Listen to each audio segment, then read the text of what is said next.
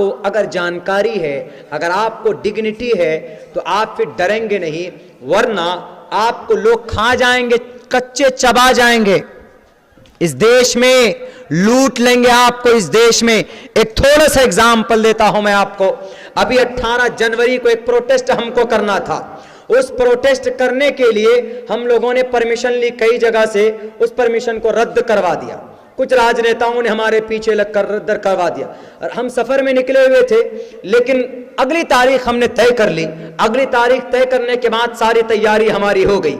हो जाने के बाद तब फिर हम दोबारा जब पहुंचे हैं एसडीओ के ऑफिस में, डिस्ट्रिक्ट का जो सिस्टम मैनेजमेंट होता है वो डीएम होता है, जिसको डिस्ट्रिक्ट मिनिस्टर बोलते हैं। पहले जमाने में उसको कलेक्टर बोला जाता था, लेकिन लॉ एंड ऑर्डर जो मेंटेन होता है वो एसडीओ के हाथ में होता है। एसडीओ के हाथ में लॉ एंड ऑर्डर मेंटेन होता है।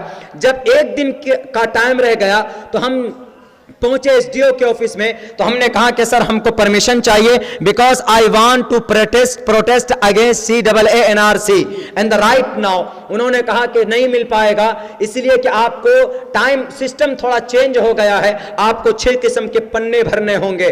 तो हमने कहा कि सर मैं करूंगा प्रोटेस्ट और आपको देना पड़ेगा, इसलिए कि CAA पे पूरा हिंदुस्तान प्रोटेस्ट कर रहा। उन्होंने कहा कि आप without permission you can't do it, you can't participate any protest and you can't recognize and convinced any kind of program at this time। आप इस वक्त इस तरह के कोई प्रोग्राम ऑर्गेनाइज नहीं कर सकते, विदाउट परमिशन नहीं कर सकते। हमने कहा कि सर आपने शायद यही समझा होगा कि ये मदरसे के बच्चे हैं और मदरसे के तालिब इल्म हैं, तो इनको डरा कर धमका कर भगा दे।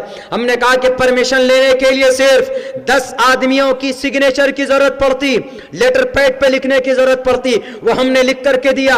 अब से पहले हमने जो परमिशन ली थी, आपने 2 मिनट के अंदर आपने परमिशन दे दी थी। अभी 2 दिन के बाद आपको कौन पागल कुत्ता काट ले जो आप देने के लिए तैयार नहीं। उन्होंने कहा कि सिस्टम बदल गया। हमने कहा कि सर मैं करूंगा प्रोटेस्ट, उसी डेट में उसी जगह पर करूंगा, अगर कोई रोक सकता हो तो रोक ले। उन्होंने कहा कि आप जबरदस्ती कैसे कर लेंगे। हमने कहा कि सर आर्टिकल 19 कहता, आर्टिकल 19 का एक कहता है, all citizen shall have the right and freedom of speech and expression any kind of peacefully, any kind of protest and to assemble peacefully without arms. हम कर सकते हैं, आर्टिकल 19 कहता। हमने कहा आपके सामने बोलकर जा रहा हूं सर, मैं प्रोटेस्ट करूंगा, प्रोग्राम हमारा एस्टैब्लिश्ड होगा, जिसको रोकना हो रोक करके दिखा रहे। डिग्निटी थी, मैं बोल करके आया था वहां पर। मेरे निकलने के बाद उसने आदमी लगाया कि ये आदमी था कौन, बताओ पहले इसका पहले बैकग्राउंड लाओ कि ये आया कहां से था। उन्होंने कहा कि जो कि हाट विधानसभा से, जो कि थाने से।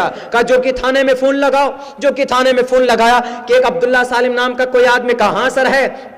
कहा कि वो तुम्हारे थाने में उसके खिलाफ कितना FIR है। उन्होंने कहा सर FIR तो दूर की बात, वो जिंदगी में जब से मैं यहां पर पोस्टेड हुआ हूं, वहां का जो SHO था, उन्होंने कहा जब से मैं आया हूं तब से वो पूरी जिंदगी, पूरे 3 साल के अंदर में 2 बार थाना आया है, सिर्फ 2 बार, मैं पहचानता भी हूं। कहा कोई FIR? का कोई FIR नहीं उनके नाम का कोई FIR नहीं। क्या काम करता है वो? कहा कि एक IAS of Islam, scholar of Islam, धार्मिक आदमी है, स्कूल वगैरह चलाता, छोटे मोटे तिजारत वगैरह हैं, बाकी इस पार्टी के फना ताल्लुक से वो कार्यकर्ता भी है, काम भी करता। उन्होंने कहा कि कोई गलत वो लोगों में क्या वो बैकग्राउंड? कहा कि लोग प्यार करते हैं, मोहब्बत करते हैं उनसे, बाकी थाने के अंदर कोई क्रिमिनल रिकॉर्ड इनका रही। SDO के बाद समझ में आ गई। उसने अगले दिन जब हमारा प्रोग्राम शुरू हो गया, तकरीबन 45,000 का मजमा था, ऑडियंस था वहां पर। फौरन 60 से 65 लोग आए, पुलिस वाले, खाकी वर्दी वाले। और जब वहां से रिलीज कर रहे थे तो वहां का जो हेड कांस्टेबल था, उन्होंने कहा कि सर आपने तो कल उनको मना किया। कहा कि अरे कुछ लोग समाज के अंदर अच्छे भी होते हैं। पता क्या बोल के गया वो? आर्टिकल 19 पूरा 3-4 लाइन पढ़ करके गया, जो कि हमको इतना नॉलेज नहीं, वो पढ़ करके गया। और हमने थाने में मालूम कराया तो उनके नाम पर एक FIR नहीं है। तो आदमी ऐसा वैसा होगा नहीं, थाने में नहीं जाता तो इसका मतलब यह नहीं कि वो क्रिमिनल है।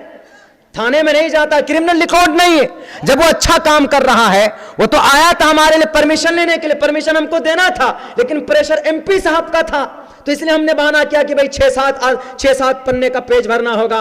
लेकिन उसको जानकारी थी, अगर यहीं पर आम जनता होता तो ढेर हो जाता। जानकारी थी, पूरा आर्टिकल पढ़ करके गया है, उसकी मदद करना और ऐसे आदमियों की मदद करना हमारी दायित्व है। 60 लोगों की पुलिस वालों की टीम पहुंच गई, हमने कहा सर अरेस्ट करने आए, बोला नहीं सर एसडीओ साहब ने भेजा है आपकी रक्षा के लिए, प्रोग्राम कीजिए। यह है जानकारी का फायदा। बहुत बहुत शुक्रिया आप लोगों को। अभी हजरत शेख को आप लोगों को सुनना है, समाअत करना है। प्रोग्राम डेली नहीं होते हैं, 2 बजे तक का टाइम हमको मिला था।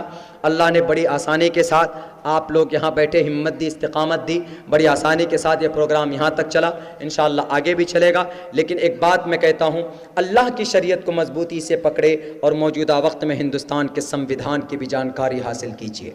अगर करेंगे तो कोई आपके सामने टिक नहीं पाएगा। हम धर्म की बात नहीं बल्कि संविधान की बात हम करते हैं, संविधान की बात करेंगे इंशाअल्लाह।